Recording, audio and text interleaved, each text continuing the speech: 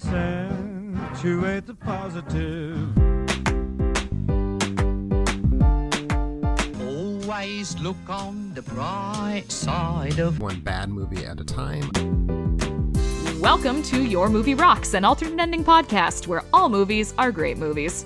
Even the bad ones? Especially the bad ones.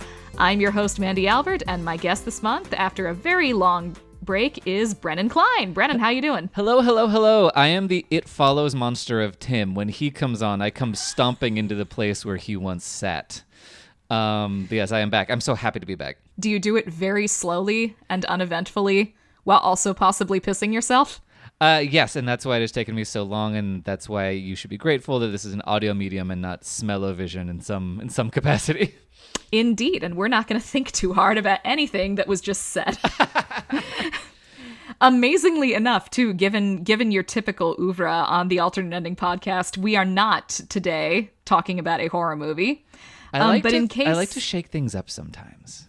That's good. You gotta keep us guessing, or we get bored and stop loving each other.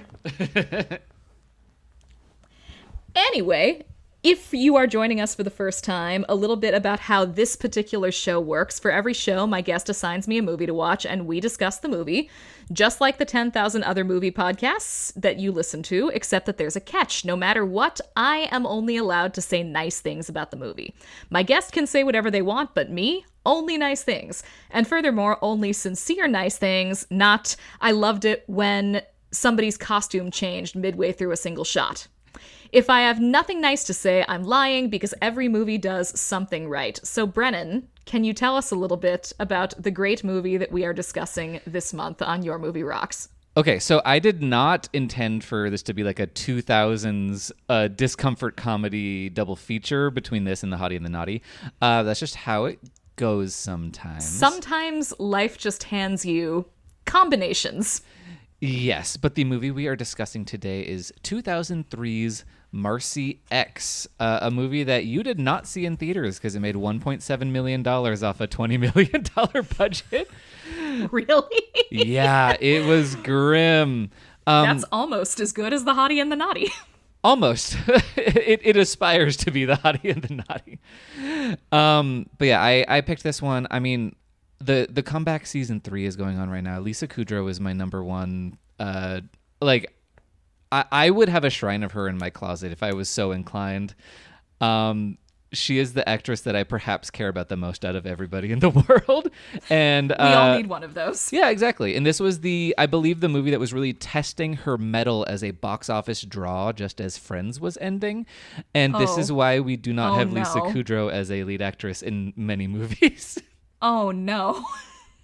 Yeah. That's the saddest thing I've ever heard. I know. I mean, she's been a great lead in movies. She was in Romeo and Michelle's High School Reunion, which also didn't make money, but is an incredible movie. But that was 97. That was her. Oh my God, it's been ages since I saw that. You should rewatch it. 10 out of 10. A+ movie. I probably should. But we got this movie to talk about first. So what is, other than another 2000s cringe comedy of sorts, what is Marci X? Marci X is perhaps the type of thing that ages worse than any other thing on God's green earth, which is a white filmmaker's well-meaning movie about race relations. It's one of those things, like a car, it's obsolete the second it gets off the lot.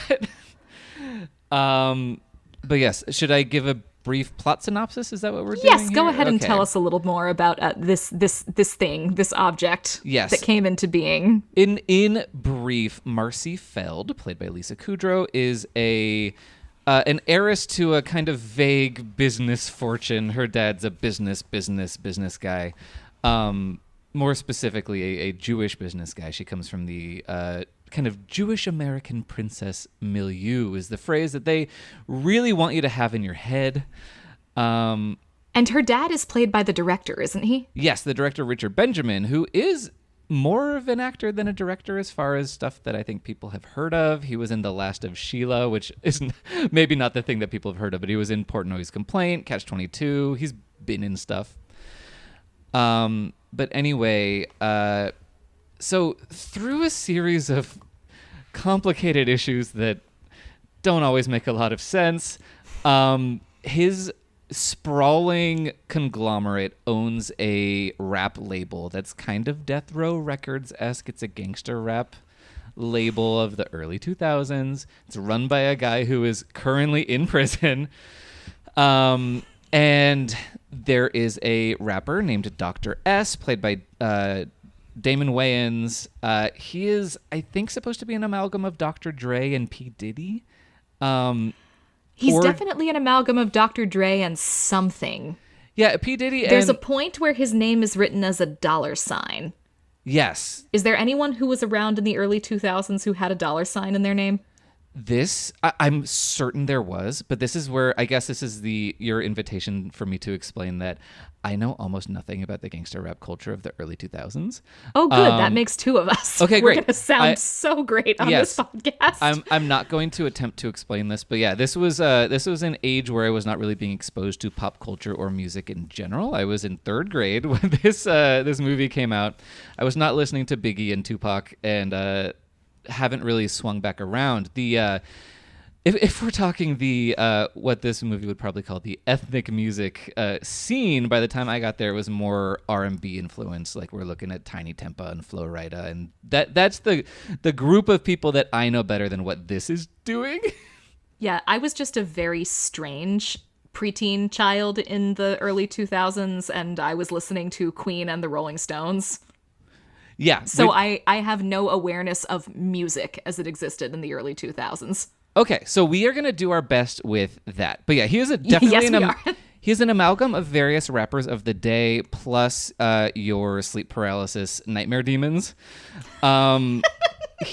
So basically, he has released a controversial new record that is being decried by Senator Mary Ellen Spinkle, played by Christine Baranski.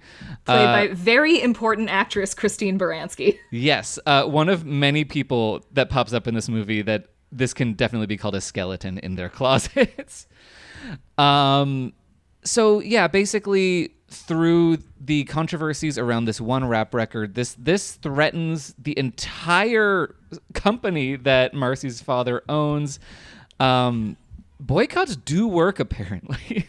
Very well. Yeah, they work extraordinarily well. His business empire is crumbling in a matter of perhaps hours. And anyway, so he has a heart attack. He is basically confined to a hospital bed, and Marci decides to take it upon herself during the time when he is not allowed to know anything that's going on outside of his room to try to do some crisis PR, talk to Dr. S, convince him to apologize, and, teach him how to be nice, essentially. And then this is a movie about both of them coming to learn things about their identity and also coming to at least have lust for each other, if not love. But it faints towards being a romance in extremely vague ways. I think by the end, it's pretty explicitly a romance. Yeah. Well, just like... In fact, by the middle, it's pretty explicitly a romance. Sorry, no, it is explicitly a romance, but it's not very interested in being a romance. It is not a rom-com. Yes, it's not a rom-com. It is a Driving Miss Daisy type movie with a rom-com shoved into it occasionally. That is not one of the movies that came up when I was trying to figure out what the hell this reminded me of. I mean, maybe it's a reverse Driving Miss. But just I'm thinking of like movies that handle race relations in ways that are very kid-glovey and very confusing and not great. And in general, they must, come to understand each other even though they are worlds apart. Yes, exactly. TM. I think Unlikely Pair is what we're looking at here. Yes. Unlikely Pair. I loved this movie. Of course. So, indeed. I love all movies, but I especially loved this movie. So, as I kind of hinted at a moment ago,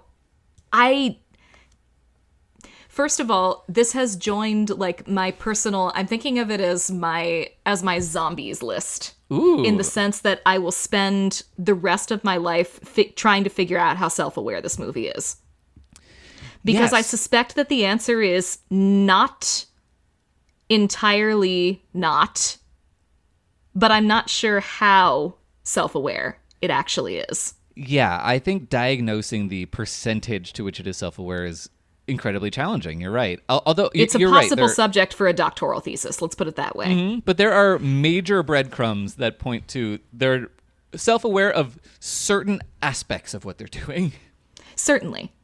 And even if they were not consciously self-aware, it is a little like Parts of the Hottie and the Naughty, where I think a certain self-awareness may have metastasized as the movie was being committed to film.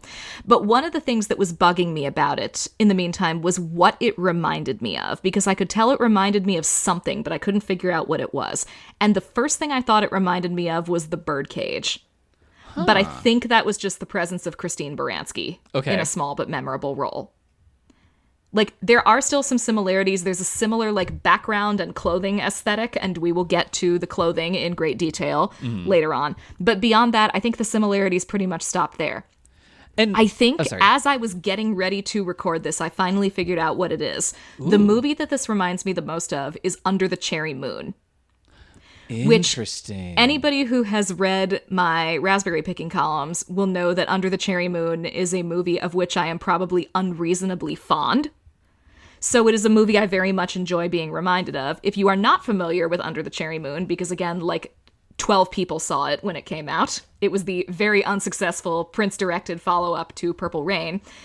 It is a movie, sort of a musical, in the same way that Marci X is sort of a musical, about Prince and a pampered heiress having to bridge their worlds apart to gradually fall in love until their romance ends very tragically. And it is full of Prince being wildly charismatic and obnoxiously catchy Prince songs. And Marci X, as we already discussed, is a movie about a bad boy sort and a privileged heiress having to bridge their disparate backgrounds in order to come together and discover that they were meant for each other.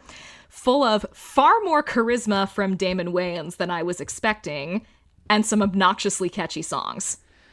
Ooh, the Damon Wayans of it all, I think we're going to have to dig into, because I don't know if I 100% agree, but I'm very glad that you got something out of his performance. I am not certain I'd ever seen Damon Wayans in anything before. I know I had seen Marlon in things. Yes, I think you're basically, if you experienced pop culture in the 2000s, you kind of couldn't escape seeing Marlon Wayans. Was Damon in the scary movies? That's a great question. I'm checking right now because let me tell you, I try to never think about the scary movies. That is fair. I'm sorry to make you think about them now. No, that is okay. He does not seem to have been in them. So I certainly think that his career benefited from the scary movies because I think that's really what put the Wayans brothers on the map, certainly for white people, for white consumers and audiences. But no, it doesn't look like he was ever involved, at least as an actor in Was he movies. In White Chicks? That was a Wayans project, wasn't it? I think so. Yeah, I mean, it at least starred... no, it was Marlon and Sean. Oh. I don't think I've ever seen Damon Wayans in anything before. Huh. Yeah, I'm now thinking about this, and I don't know to what degree he worked with the other Wayans brothers that often. Interesting. But yeah, anyway, so he seems to be the Daniel Baldwin of the family. Yeah, I think you're right. I mean, he was on In Living Color, and then later he was on that Lethal Weapon show. But I think that the best thing that he did was maybe birthing Damon Wayans Jr. Okay, sure, we'll go with that. So we're going to go with this being my first exposure to him because I don't think there has been another one. I certainly cannot figure out where there would have been another one. I find him extremely likable in this movie.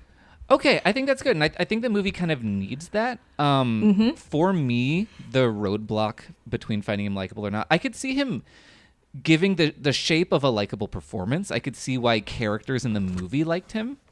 But he opts to use this very soft, kind of feathery voice, this whispery voice that I found really unsettling.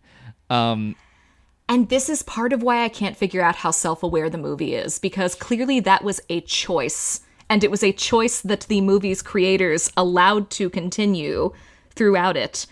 And I feel like Damon Wayans is a little bit in this like Dakota Johnson in the 50 Shades movies. Huh. Where at the very least, he understands what he is doing, and he has decided to kind of make it his own outside of what exists in the script. I think you're right. Because this is kind of a cartoon performance, but not in a way that it's like necessarily like too wacky, but it is a character that exists outside of our reality. Yeah, so as we discussed, neither of us knows anything about gangster rap from the late 90s and early 2000s. But one thing I do know about gangster rap in any time period whatsoever is that it is far edgier than anything that appears in Marci X. Yeah. By several planes of reality. Let's put it that way. Yeah, Marci X has a lot of the edges sanded off. It is, I mean, it's basically like a sitcom presenting a gangster rapper. But in no universe does Dr. S belong in a comparison with Dr. Dre. However much he is intended to be a strange amalgamation of Dr. Dre and other gangster rappers, he is more like an exceptionally snot-nosed Will Smith. Yeah. You're totally right. But it's just like he needs to be sexy and dangerous, and I don't think he accomplishes either of those things. I think he's a little bit sexy. Okay. I don't know. I kind of like the snotty, feathery voice that he puts on. Okay, that's great. He's not dangerous. Yeah, no, he's definitely not dangerous, and he kind of can't be because it's Marci X. But this is not a dangerous movie. No, there's nothing dangerous in this movie except possibly the dress that Lisa Kudrow is wearing in her first scene. Oh my goodness. This dress is calling it a work of art doesn't even really do it justice. It's like she is wearing a jellyfish that is trying to escape from her body as she walks down the aisle. I mean, Lisa Kudrow looks great in every scene of this movie. Everything she looks great in literally everything she wears. Yeah, I was gonna say everything she wears. Although she does have, she's wearing like an African headdress at the end, and it's like maybe I'll exclude that one. I mean, she looks. No, good in she everything. still looks great. She still in looks it. good. Whatever. It's a discomforting image that the movie does not grapple with enough. Indeed, but in isolation, she still looks fantastic in it. That is true. And the fact that her hat is like 6 feet tall is a genuinely funny bit. Yes, which there are in this movie. But yes, so we talked about Damon Wayans. I did want to say what you talked about your relation, you relating this movie to The Birdcage, and then talking about her outfit. This movie is a little bit gay. It has. You don't say. I know. Whatever gave you that impression? But I mean, I think that's partially why I'm drawn to it, and I think that I'm not saying that Lisa Kudrow is a gay icon. I think that finding actresses interesting, like character actresses interesting, is kind of a gay thing to do a lot of the time. It's part of our culture. She's also a Friends alumna, and basically all of the Friends alumnae seem to have become gay icons to some degree or another. To some degree, or at least the women. Yes. But anyway, so I cannot tell you who the men on Friends are. That is another cultural touchstone that I skipped entirely. Ooh, okay. So Friends is a foundational text for me. That was something that I really grew up on, or at least through junior high and high school. So that is kind of what I bring to this. But anyway, so this movie, the screenwriter is Paul Rudnick. He's openly gay. He's behind a lot of gay shit. He wrote Jeffrey. He wrote In and Out, Addams Family Values. A lot of things just became clear. Yep. And the co-writer of the songs is Mark Shaman, who is also openly gay. He co-wrote Hairspray with a different person. His co-writer on Hairspray is not the co-writer on Marci X. Did he co-write the John Waters film or the musical? The musical. He co-wrote the musical Hairspray. He's a musical theater guy. So many things are beginning to make sense right now. He also co-wrote the music for Bombshell, which is the Marilyn Monroe musical they're making on the classic television program Smash. Okay. All right. Like, pieces of this movie are starting to come together now in a more satisfying way than they had done so before. Okay. Not in the least that, like, I know that he's supposed to be in a loving marriage with Marci at the end, but I get very definite in the closet vibes from Damon Wayans throughout this. I don't think that's well, I think your comparison to Under the Cherry Moon is also apt, because I think he is giving a little bit Prince. He's giving that kind of sexually ambiguous. There's some Prince in there. He even sounds like Prince in Under the Cherry Moon, and I am obsessed with the way Prince sounds in Under the Cherry Moon. Yeah, which is great, and I'm not trying to conflate the voice that he's doing with a gay voice, just to make that very clear. But yeah, no, there is that kind of like, he could kind of fuck anyone. He you can read him however you want, and I think that's Let's amend that. He's super bi. He's giving off super bi vibes in this movie, and like Prince in Under the Cherry Moon is also explicitly super bi. Yes. Okay, so yeah, sorry. I think we've cracked that. To go back to the humor, I'm curious what stood out to you about the humor in this movie that you loved. So basically, every second that Christine Baranski is on screen is part of it. My favorite sequence in the movie occurs very late in the movie, and you've probably already guessed which one that I'm talking about, because it involves Christine Baranski very aggressively dancing across her entire senator's mansion, or whatever it is. But pretty much the music and the humor in this movie are inextricable from each other. And so the stuff that always works the best for me is the music-based humor. So, for example, the song that plays over the opening credits, which already in the first 2 minutes of the movie, I'm going, they cannot possibly expect me to take this seriously. Because over the opening credits, which is like a montage of advertisements for Dr. S and Felony Records that features some real life rappers of the time period debasing themselves to appear in this, is a song entitled Eat the Beat, which features, among other things, in its chorus, the line, "Eat the beat, yummy yum yum." You cannot, Richard Benjamin, I do not care how old and white and out of touch you are, you cannot expect me to take this seriously as a piece of anything even tangential to gangster rap. Tim is very fond of talking about movies that teach you how to watch them, and I do believe that the opening credits of Marci X is teaching you how to watch this movie. The more grains of salt with which you are able to take everything that you see in the next hour and 20-ish minutes, the better of a time you are going to have. And I appreciated that education early on in the movie. Because then we get to the first big diegetic musical sequence of The Power in My Pants. We sure do. Which I had stuck in my head for the whole night. Oh, I'm after so glad. seeing this. Yes. The power in my pants versus the power in my purse, because it turns into a rap battle of sorts between Dr. S and Marci and her three amazing friends, who are played by Jane Krakowski and two other ladies whose names I don't remember. Yes, that is the problem. But honestly, to me, Jane Krakowski is the one that matters.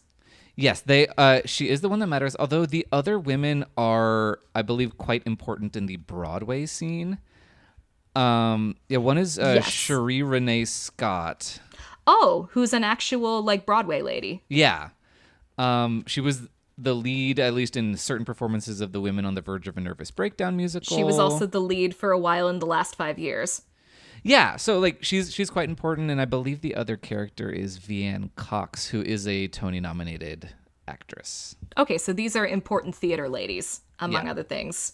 And here they're here to serve as Marci's perpetual backup dancers. Yes. No matter where she goes. Yes, and they do, they're the Greek chorus, they're the backup dancers, and they do bear the brunt of, this is a movie about race in 2003, so we need white ladies to say black things. Yes. But they also, this is another thing where I'm like, this cannot be anything other than a parody of the girl posse. Yeah, I think you're right. And the girl posse is a very big element of a lot of 2000s comedies. There is, of course, the Mean Girls girl posse, the Legally Blonde girl posse, the girl posses in the many comedies that I did not see. I am sure they exist. And this, like, again, they are playing the role of white ladies saying black things with big, wide, guileless eyes. but they are also playing the role of it has to be a parody of a girl posse at this point. There is no other explanation for what is going on with them. Yeah, they soak up. They speak in unison, literally, frequently.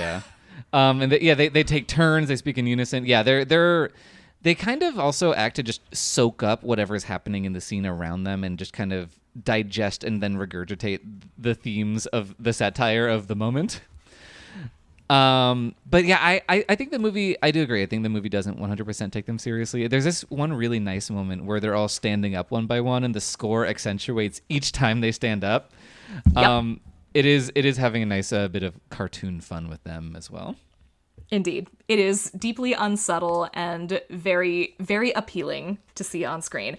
I liked everybody in this movie. It's a great cast.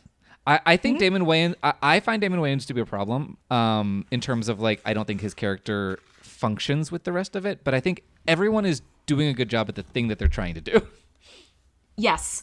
But also, like, I think that generally the actors are doing a good job, but I liked all of the characters in this movie. I enjoyed spending time amongst them, even the ones who were clearly supposed to be annoying. Like Marci herself. Lisa Kudrow is just so effortlessly charming. Yes. That even in the scenes where she's supposed to be irritating, I can't get that mad at her.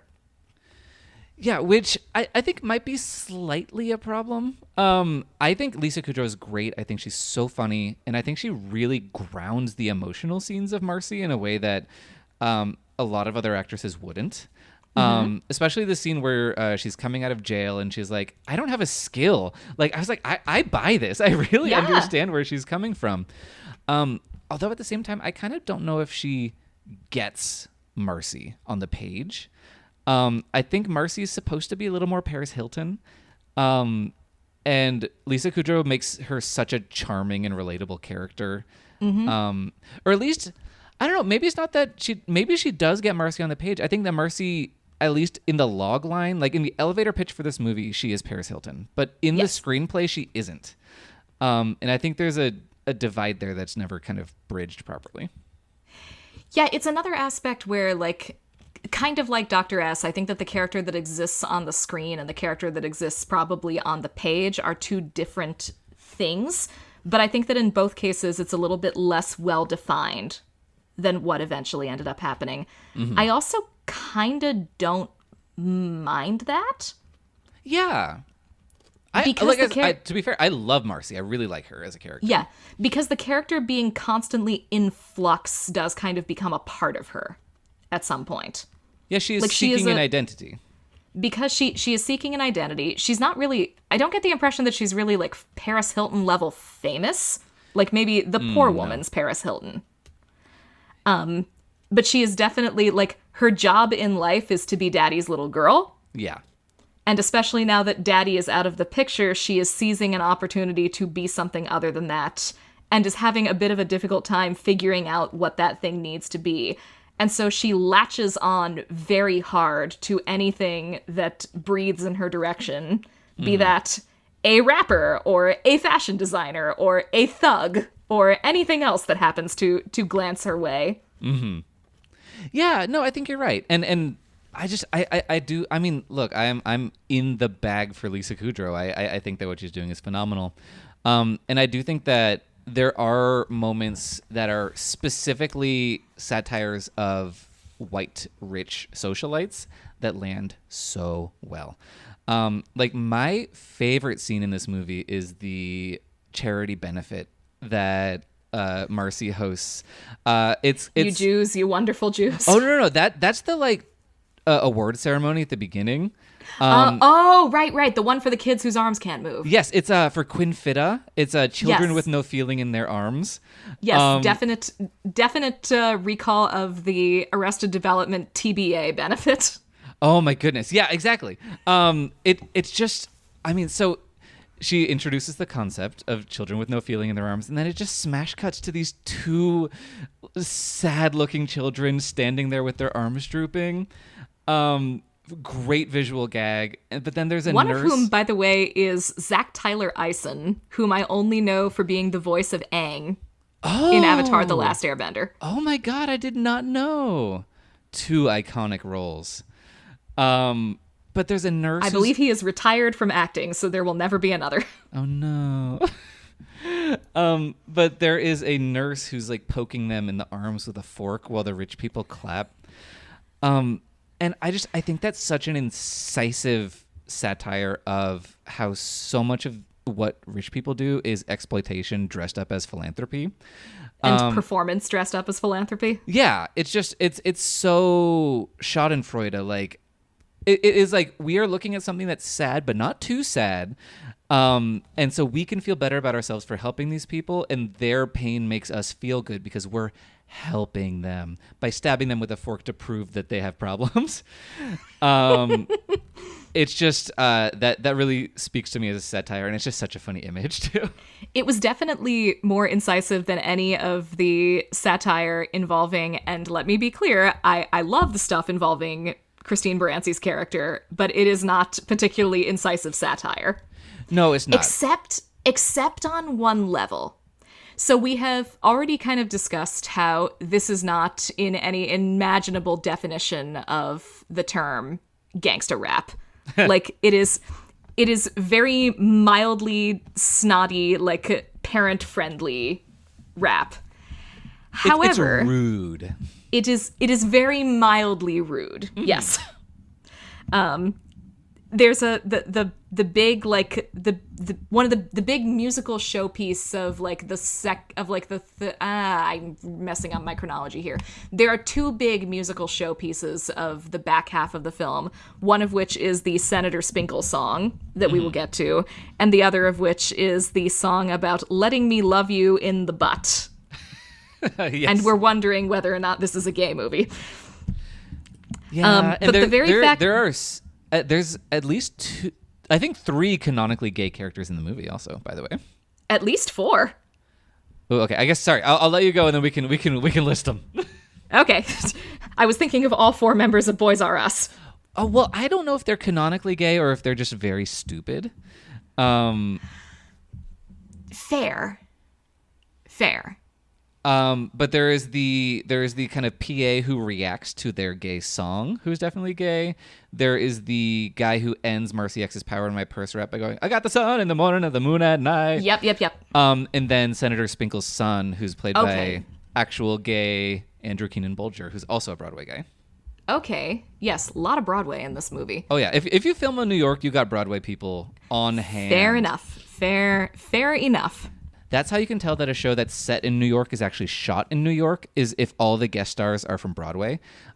True. Like the show You had Sunset Boulevard's Tom Francis on for season 5, whereas like shows like Friends or How I Met Your Mother, all those Burbank shows, they just have normal kind of rank and file LA actor people doing New York accents. Yes, and now New York is frequently played with very little effort by Atlanta. Yeah, exactly. But we are getting ahead of ourselves here. We are. So sorry. Anyway, Dr. S's 2 big scandalous pieces that get all of America up in arms are Power in My Pants, where in fact the most explicit line in the song is the one about the power in his pants, and the one about letting me love you in the butt. And yes, he does say butt. That is the word he uses. These are, again, very, like, mildly rude songs. Like, they are songs that middle school boys would giggle at in the locker room. Yep. They are not songs that any adults would ever take seriously. However, the thing about people who are very censorship happy is that they tend to not actually have a lot of experience with the media that they wish to censor. Yep. We have all encountered the trigger-happy movie censor who does not actually watch the movies they wish to censor, which can sometimes lead to some really hilarious things happening in the realm of movie censorship. Like, for example, Blood Feast, one of the most, the first slasher movie, but also one of the most chaste slasher movies you will ever see, ending up on the final 39 of the Video Nasties list. Yeah, if you had... Just like they were scared of titles at that point. Like a lot of those decisions were questionable. Also, I just realized I actually had this written down, but I had forgotten it till now. I wrote down about Dr. S, the abjectly poor man's iced tea. Ha! Ooh. That might be part of where the voice is coming from, like him and Prince a little Yeah, bit. because he does sound a little like Ice-T, and he even kind of looks like a young, skinny Ice-T. Okay, I think we're closing in on that. That's good, because I was so baffled by it, and again, because like I'm under researched in the sphere of gangster rap, but I was Googling the hell out of what Damon Wayans was doing in Marci X, but it turns out there's not a lot of scholarship about Marci X for some reason. I don't understand. Yeah. Anyway, so you were talking about Senator Spinkle's and reaction. actually, like, because so Ice-T is a little bit before the period that we are talking about, and I actually do know a non-zero amount about Ice-T and his old band Body Count. Ooh, because okay. their debut album is in fact a masterpiece. And let us simply say that nothing that Dr. S puts out compares in any way to masterpieces like Cop Killer or KKK Bitch or anything else that comes off of Body Count's debut album. Yeah, I wouldn't think so. I would not say that Mark Shaman really has the grasp on the genre that you might want. No, and also you wouldn't want that sort of thing in a movie like Marci X because it's not meant to be an abrasive movie. It's a nice movie. It is.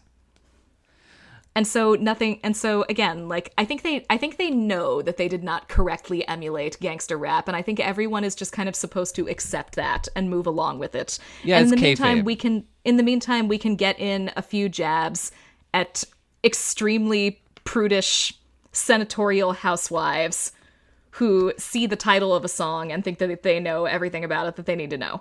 Yes. And she's a pretty direct parody of God, who is, I cannot remember the name of the woman who like got the explicit stickers on CDs. Tipper Gore. Yes, Tipper Gore. She's very Tipper Gore. She even looks like Tipper Gore. But yeah, that's such a good broad Christine Baranski performance, and she does have a couple lines that feel a little more mean and incisive than you might expect from this nice movie, where she says something about like, I am here to save, or it's like, this is offensive to the entire civilized world and China. Like there are things that are very contemporary of how it is parroting the like very bad far right kind of conservative worldview of the time. And yet I am ready now, even if we are a little bit early, to talk about my very favorite sequence in the movie. Yes. Which is when Senator Mary Ellen Spinkle, the Christine Baranski character, gets a present from Dr. S, who she is trying to... I'm not 100% clear on what exactly she is trying to do. Is she trying to get him to, like, apologize and find Jesus and swear off nasty lyrics forever? Is she trying to, like, get the album condemned or something like that? Yeah, I think she's trying to get the album banned / just in general, I don't know. Yeah, you're right. The stakes are kind of wonky. A little bit.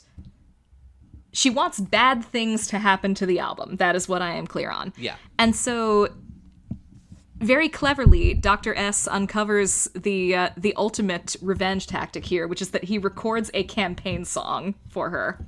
And it is extremely catchy and somewhat lyrically clever. It probably has the cleverest actual lyrics in the film of any of the songs.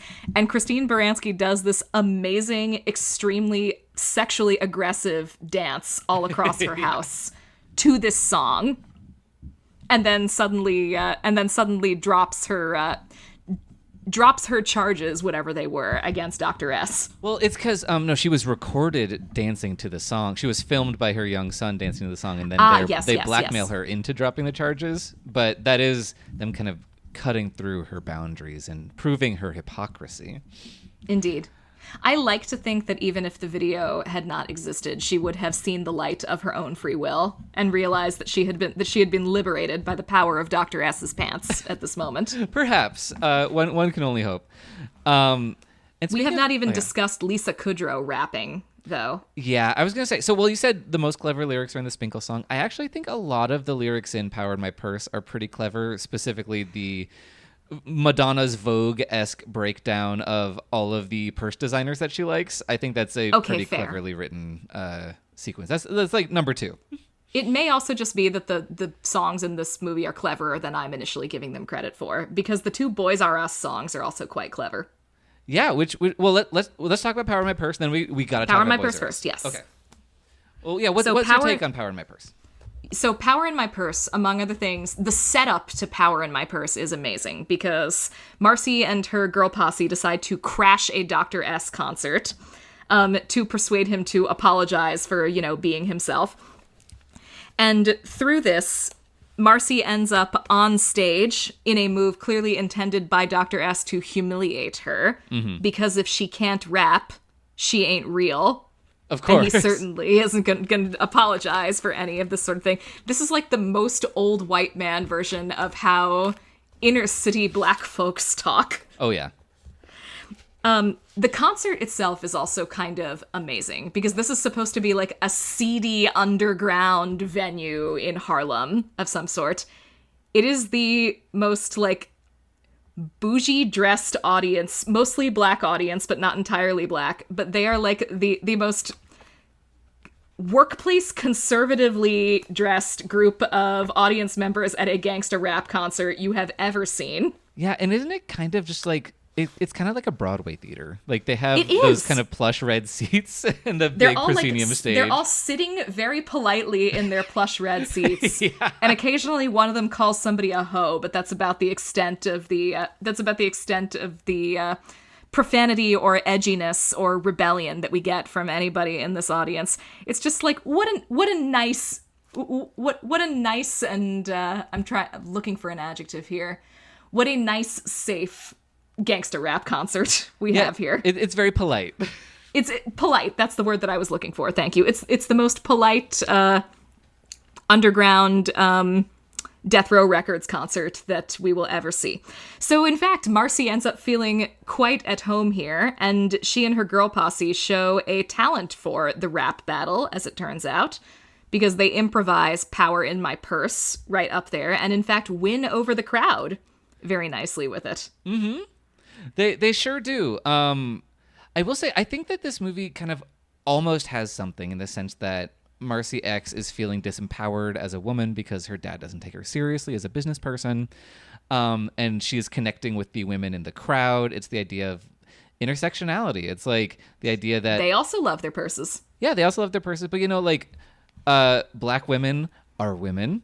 And women are often demeaned and subjugated in different ways than black people are, but in ways that they can relate to across different spectrums. But these are the only black women that appear in the movie, really. There are no like major recurring black women characters, and it's just like it's kind of a failure that they don't string that along beyond the scene very much. On the one hand, yes. And on the other hand, I'm not sure how much I want them to tread into that territory, because I think that would require a little more talent and a little bit defter of a hand than is on display for the rest of Marci X. So perhaps it is better that they quit while they were ahead. I think you are probably right. And the ahead being a pretty fun song where Lisa Kudrow has to rap and is sometimes okay at it. Indeed. No, I was expecting them to try to embarrass her a lot more in that scene. I was not expecting her to have her triumph over Dr. S's homeboys and homegirls quite so early in the movie. Yeah. The homeboys and homegirls and incredibly hot backup dancers of all genders. It is what a crowd on stage at this beautiful Broadway show of a gangster rap underground show. Yes, I'm adding more and more people to whom I believe Dr. S has somehow combined into one Damon Wayans form. So we've got Dr. Dre, we've got Prince, we've got Ice-T. I'm going to go ahead and throw Britney in there as well. Oh, yeah. And I do think P. Diddy is in there somewhere. P. Diddy's in there too. Specifically because of the scene with the Marci X getting arrested for a gun incident at a club, which did happen with P. Diddy's involvement with him and Jennifer Lopez. Mm-hmm. And there is a very clear Jennifer Lopez analog in this movie.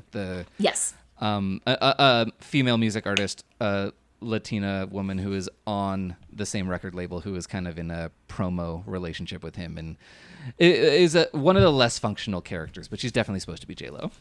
Oh yes, definitely. Yeah, so anyway, there are a lot of...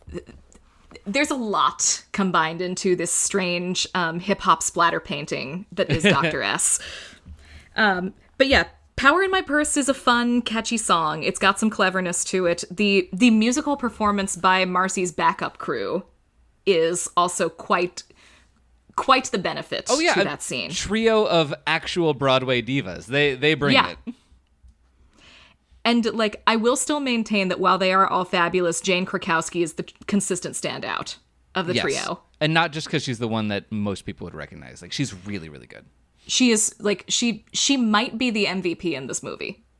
Ooh. And certainly of the supporting cast. It's tough because she's not, in it as much as any of the leads, but I can't take my eyes off her when she's on screen. Yeah. And she makes a lot of the Marci and her friends comedy work. And the movie coasts a lot on the Marci and her friends comedy. Yeah, I agree. She has the best line deliveries in a group of three that has nothing but good line deliveries. Yeah, and those characters, even though they are meant to be the you got me straight trippin' boo of the of Marci X, like so much of their material functions in ways that it doesn't on the page, I think. And for the record, if you don't know what I was quoting, that's from Bringing Down the House. That's Eugene Levy says that. I have not seen it, unfortunately, but I am acquainted with it. Yeah, it is another movie of this ilk and of this time period. I may have to add it to the list then, because I am endlessly fascinated by what is happening here. I'm just looking through my notes, and after the Power in My Purse suddenly transformed into a gospel piece as well, I have written down, you can't have the musical showstopper 20 minutes into the movie. But as it turns out, you can if you intend to have more than one musical showstopper over the course of the movie. Can we also talk about Boys R Us? Yes, now? we do have to talk about them. They are the boy band parody. They look like NSYNC and the Backstreet Boys. They got the 98 Degrees / Boys to Men vibe. They're a generic hot boy band. And one of them is played by Matthew Morrison, who went on to play Mr. Shoe in Glee. Okay. With Good very, for him. very long curly hair. I love their hair. Their hair is so perfect boy band coiffed and curled for that period. Extremely. They I believe I messaged you after watching this to tell you that I was obsessed with the Abstinence boy band because I had become obsessed with the Abstinence / gay boy band at this point. Again, that I'm going to call it one song because it is the same musical motifs with different words same over instrumentation. it. Yes. But it's a good song. Yeah. Like, I would listen to that song. Yeah, and just background, this is a song about abstinence for a PSA that Marci is trying to get Dr. S to just introduce, to participate in, to make his image more squeaky clean. And they are the squeaky clean boy band that has to sing about, let's wait, hey girl. And that they're good dancers, they're good singers. It is fun to watch this really boy good. band. Yeah, it's fun to watch them band it up. Okay, so one thing I'm not clear on, and my husband and I were arguing about this after the scene in the movie. Did Dr. S suggest that they turn the song into a gay song, and then they just did so at the spur of the moment? Or did they have the gay song, like, tucked away in their back pockets, and Dr. S inspired them to bring it out? How did the gay song come into being? This is the question. Good. Well, because, the scene is, Dr. S has ruined this commercial taping because he's like, let me rehearse with them privately. And I think we're meant to understand that he rewrites the song and convinces them to sing it. I could not imagine how that scene could have gone down. It does not make sense if these are not the most titanically bone-stupid people on the planet. So I just have to assume that they're just that dumb. In which case they couldn't possibly have pulled the very clever gay song just fully formed out of their musical brains at that moment. No, well, and this is fully my interpretation. It's a lot off screen. But yeah, I straight up do not get what's going on in this scene. But they do end up coming out and singing a parody about how they're gay and they want to date. Yes, it also doesn't matter. Why do we need to think about how this came about? The point is that it did, and it was great. And it's a very nice looking scene too. I love the soda fountain set that it takes place on. Yes. It again reminds me of a more pastel version of the color palette of zombies, and in this sort of movie that is a very good thing to be reminded of. Yes. And for me, it was kind of giving Beauty School Dropout, which obviously, that's just that whole period vibe. But yeah, no, that's such a pleasant scene, and it's so... I love the... Look, this was a period, 23 years ago when comedy movies had color in them. They had someone behind the camera making decisions. They had, just aesthetics were important. The way that a movie looks was important. The way that the film stock and the color palette all interact was actually something people wanted to do and not just have a bunch of smudgy mud on screen. It was so nice. Amazing. There's some very snappy editing and some very nice color in the Kenya party as well. Yeah, that's true. It's really true. Yes, I know that scene can be uncomfortable for other reasons. And yet, everybody is so committed to that bit. Yeah, honestly, their commitment... I think it would be strong to say that it works, but their commitment makes it easier to swallow. Because they're so sincere, and those characters are being made fun of in that scene where they perform this traditional Kenyan dance that they learned at some sort of Jewish summer camp about tolerance or something. And there are good moments in that scene, especially where Marci ends up with a gun and she's told to drop the gun, and she's like, "On this floor, it's filthy." There's good moments. It's so good. The entire sequence leading up to Marci's arrest is very good. Yeah. Honestly, I mean, with a movie like this, it does help to have the separation of more than 2 decades of time, and you can pretend that we're doing better now than we were then. But you can at least look at it and be like, okay, this is embarrassing, but I can peel that layer away from this movie because it's not now. It's not hurting anyone. It's just sitting here in the past, just being its weird thing, and you can just appreciate the parts of it that are working. I also not only question whether or not we have gotten better since then, but I also think in many important ways we have gotten worse as far as this goes. Oh, yes, for sure. That's why I said we can pretend that we're smarter and better now. I'm not even talking about that sort of thing. I'm talking about our approach to artistry, about serious issues with a capital S. I think you're probably right.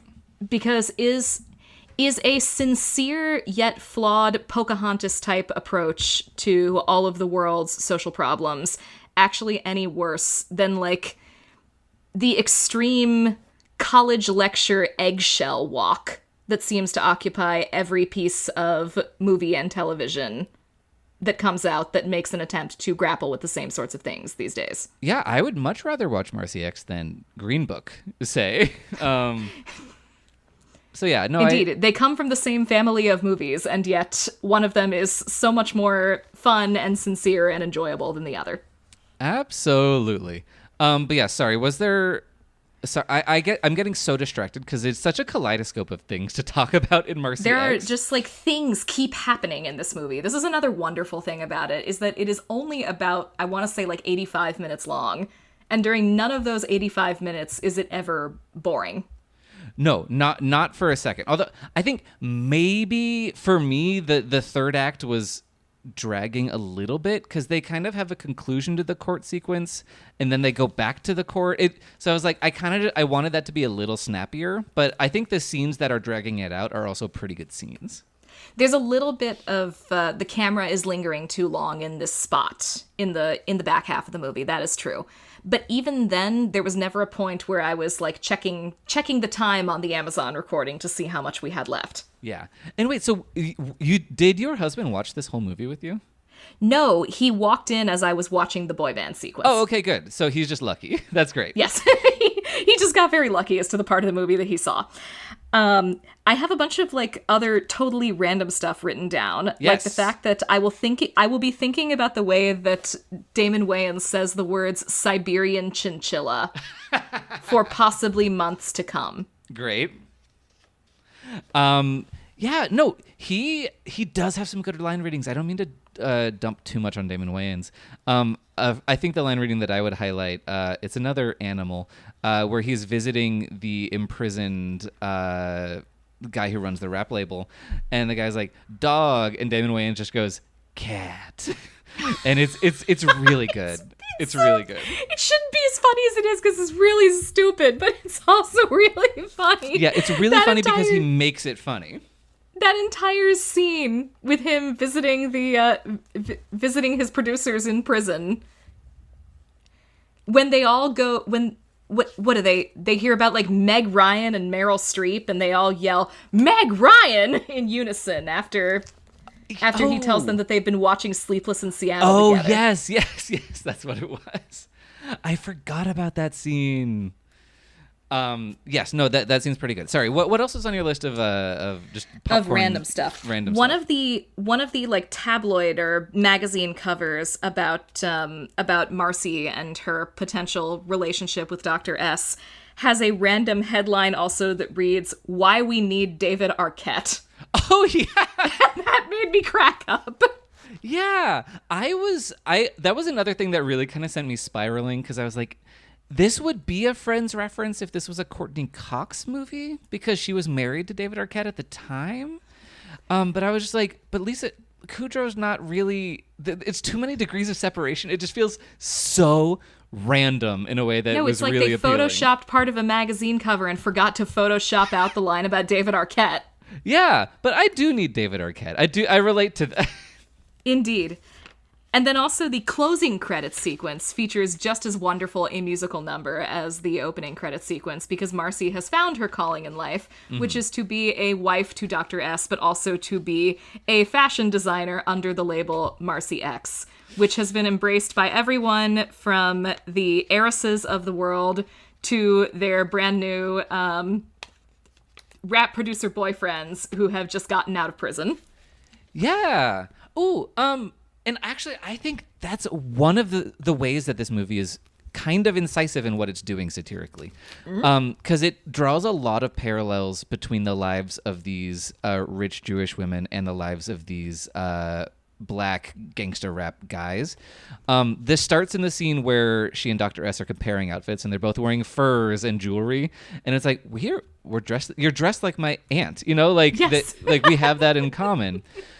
I love too the Siberian chinchilla thing where Marci and Dr. S are just sitting in the back of a limo comparing their animal coats. Yeah, so that's what I was trying to reference. But there's also the thing about they're talking about those guys that they're dating getting out of prison, and they're like, oh yeah, like Martha Stewart. And it's like, oh yeah, rich white women also go to prison, but they still are garnered a certain level of respect that these black entrepreneurs who are out of prison don't. And that's something that the movie is kind of juggling a little bit and doing it kind of well.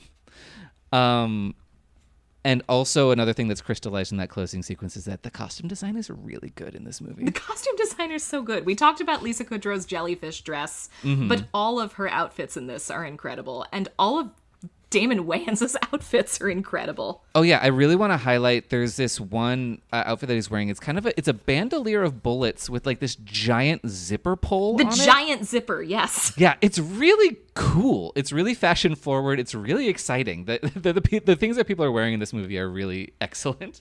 And towards the end of the movie, when they start to wear things that kind of match, even while maintaining their own stylistic quirks. Again, like they're amazing costumes generally, and I think they are also kind of playing to the movie's overall theme of how we're all not so different after all, and we're going to do this very gentle, lighthearted attempt to kind of tear the silly things about all of your actually very similar cultures down. Like, we're going to poke very, very gently at hip-hop culture. Yeah. And we're going to poke very, very gently at rich people culture. And we're also going to poke very, very gently at conservative politicians. Yeah, I mean, actually, I guess if you're at its core, this movie is about artifice and performance, and how people are just people underneath all of that. That, you know what? Maybe Marci X is a genius movie. Who's to say? Mm-hmm. But then also the artifice and performance is kind of celebrated at the same time that it's being gently poked at. Yeah. Yeah, I mean, I would not say that this movie has a super clear thesis. Perhaps. It does not. And that is okay. I don't think it needs a super clear thesis. No, and it would not have been good if it did have one. No, it is its own lovable little creature. Yes, yeah. I will say, I mean, certainly by the time it gets to the end, it acts like it has a conclusion that it kind of doesn't. Because you know that these movies are supposed to be about Marci X kind of learns about how to open herself up, and Dr. S learns how to tone it down a little bit, but kind of that the script doesn't really accomplish either of those things. Neither of those things happened. Yeah, but they do just learn to bond over their similarities, and I do like that she doesn't, or that Dr. S is not cured of hip-hop-ism. I'm glad that does not happen at the end of this movie. Indeed, and she is not cured of princessism. Yeah. And she never says the N-word in this movie, which I think was, we were in extreme danger of a white person saying the N-word in this very 2003 movie. I don't think anybody even said, like, hell or damn in this movie, so... I think you might be right. So we were definitely never going that extreme. Yeah, but Okay. in a more extreme version, like, in movies of this period, that was just going to happen. And it was nice to be marked safe from that by the end. Indeed. Indeed. This is a safe movie all around. It's a nice cuddly, cozy little movie. Mm-hmm. And everybody in it is nice and cuddly and cozy. And we have now been talking about it for almost as long as the actual movie. Shit, I'm sorry. No, it's okay. I had not run out of things to say about it, but here comes the always $1 million question. Did I actually like this movie? So you're getting really good at this. Thank you. You're welcome. I will say you definitely like it less than it sounds. I would say I'm going to guess like 2 stars. Like, I think you maybe kind of liked it a little bit, but it's still bad. So here is what I have written down. Ooh, if you can even see that. Hey, it says 2 with a heart. Is that what it says? It says 2 heart question mark. Okay. Because the jury is still out on the heart, I think. Okay.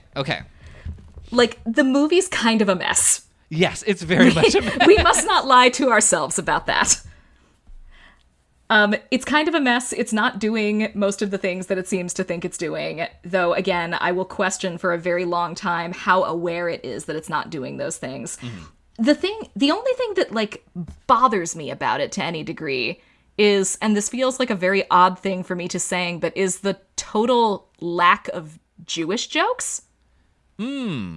Because I don't, other than the fact that Lisa Kudrow is Jewish, and I kind of assume Richard Benjamin is as well, there's like no point at all to her being Jewish in this movie. Yeah, that's why it feels like this was written to be a Paris Hilton thing and the Jewish thing was kind of painted onto it. They do have a couple things, like there's in that montage of headlines, there's like a Jewish joke that I don't actually understand, where the headline is just Shonda. Do you know what that would mean? I feel like I should, but I don't.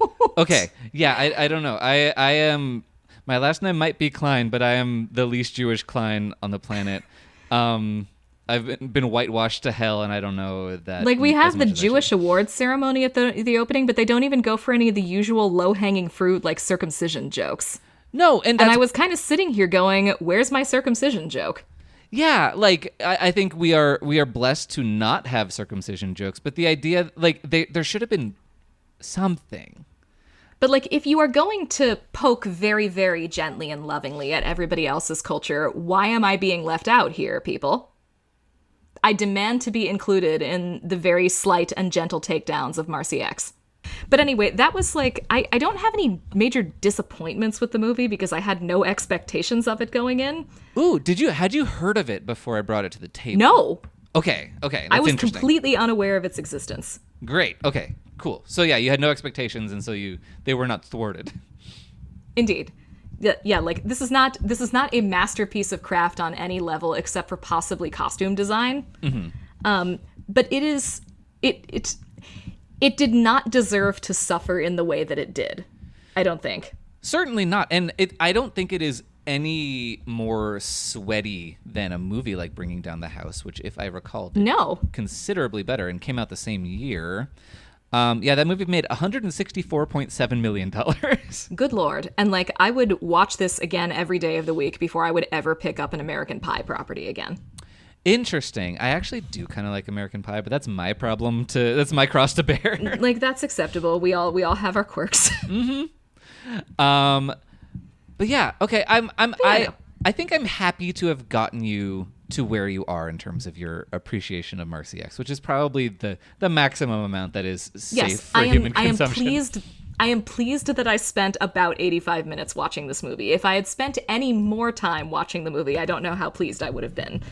But as it is, it's like, I meant what I said all throughout. It's a very cute, cuddly little movie, and I'm going to harbor a certain amount of affection for it, even while acknowledging that it is not tremendously good.